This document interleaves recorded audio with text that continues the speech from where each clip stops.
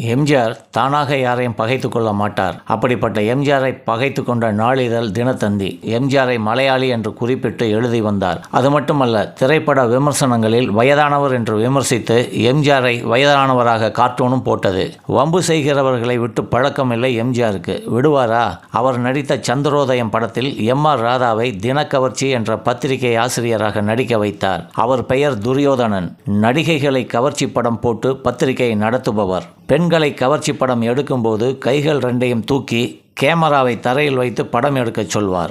இப்படி செய்த எம்ஜிஆர் அதோடு விடவில்லை. அண்ணா ஆட்சி அமைத்த போது அமைச்சர்கள் பட்டியலை அண்ணா எம்ஜிஆரிடம் கொடுத்த போது அவர் அடித்த ஒரே பெயர் சீபா ஆதித்தனார். அதனால் அவர் அமைச்சராக முடியவில்லை. எம்ஜிஆர் தன்னை நடிக்க ஒப்பந்தம் செய்ய வருபவர்களிடம் போடும் நிபந்தனைகளில் ஒன்று தன் பட விளம்பரங்களை தந்தியில் கொடுக்கக்கூடாது என்பது. கடைசியில் எம்ஜிஆரை விமர்சிப்பதை நிறுத்தி கொண்டது அந்த நாளிதழ்.